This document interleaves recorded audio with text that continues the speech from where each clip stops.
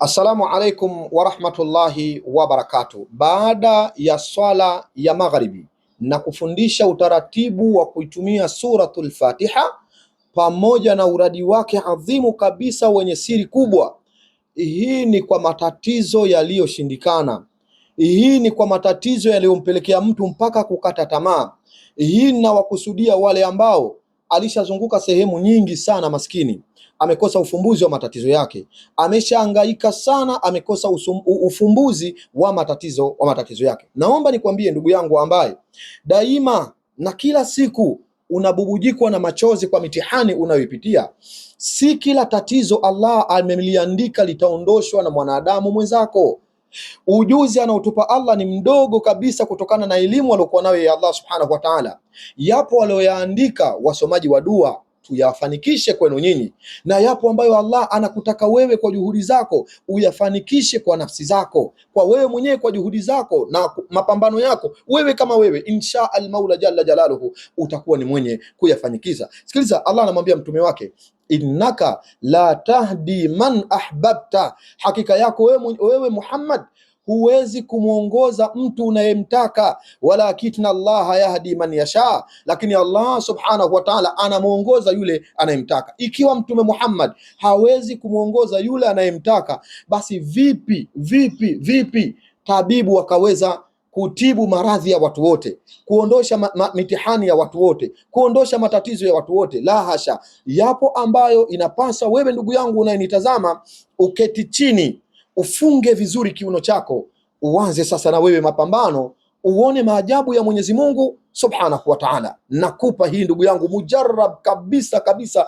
kwa matatizo yaliyoshindikana. Umekata tamaa kwa shida zako, nisikilize leo kwa makini. Suratul Fatiha baada ya swala ya magharibi ikisomwa mara 41. Baada ya swala al-magharibi ikisomwa suratul Fatiha mara 41. Baada ya hapo ikafata sala ya Mtume Muhammad sallallahu alayhi wasallama mara 100.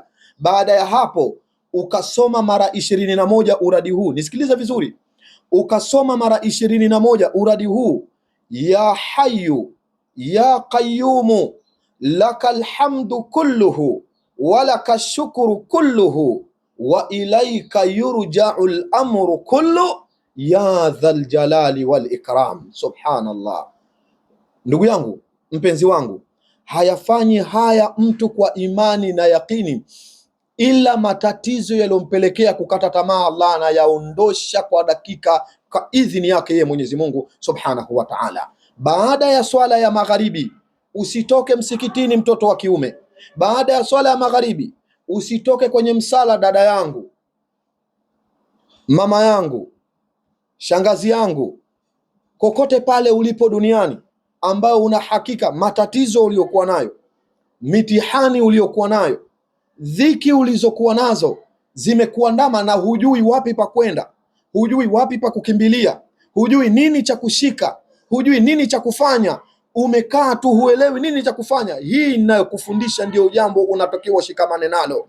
Kama ni kwa mashekhe umekwisha kwenda, kama ni dawa za kuoga umetumia, za kunywa umetumia, kipi hujakifanya katika matibabu? Bado maradhi yako pale pale.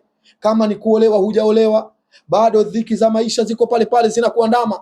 Hii ninayokupa ndugu yangu mpenzi wangu, kokote ulipo, kinachohitajika kwako ni imani, kinachohitajika kwako yaqini, inayohitajika kwako ni ikhlas. Baada ya swala ya magharibi ndugu yangu unaiteseka na mitihani na matatizo, suratul Fatiha 41, swala za Mtume Muhammad 100, kisha sema ya hayyu ya qayyumu lakal hamdu kulluhu wa lakash shukru kulluhu wa ilayka yurja'ul amru kullu ya dhal jalali wal ikram, mara 21. Ndugu yangu, hii ukiifanya mfululizo ndani ya siku 21 pasi na kukosa hata siku hiyo moja. Kwa wale wanaume, mwanamke anaweza simalize siku zote hizi, pale atakapoishia ndio hapo hapo utaona Allah subhanahu wa ta'ala atakayokutendea.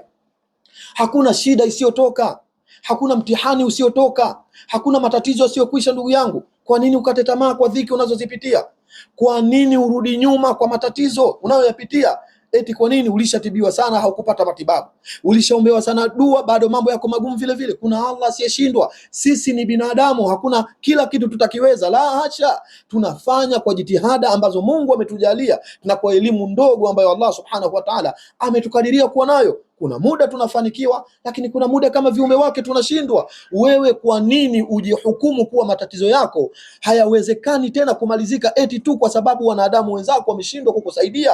Yupo Allah, si kiumbe. Yuko Allah, hakuzaa. Yuko Allah, hakuzaliwa. Yuko Allah, hafananishwi na kitu chochote, na ni qadiru ala kulli shay'in, ni muweza wa kila kitu, asiyeshindwa na jambo. Kwa nini umtegemei huyo? Kwa nini malalamiko yako usimlalamikie yeye? Mwambie Allah, ukiniacha wewe nani mwingine wa kunisaidia?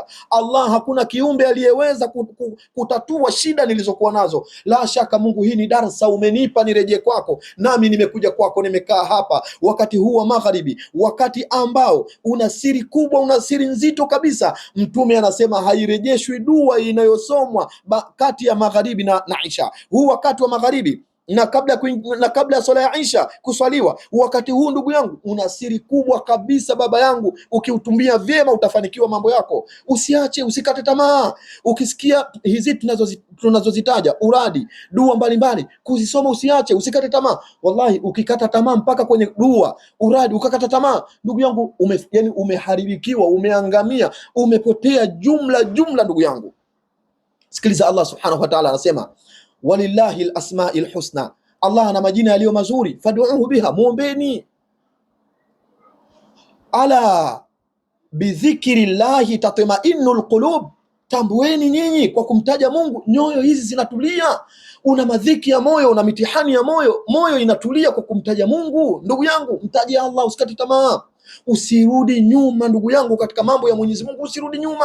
Jitahidi kufanya hizi adhkari tunazozitoa, jitahidi kufanya haya tunayoelekeza, toa sadaka mbalimbali, Allah atakuondoshia tu ndugu yangu. Weka imani, weka yakini, weka ikhlas, kaa kwa Mungu.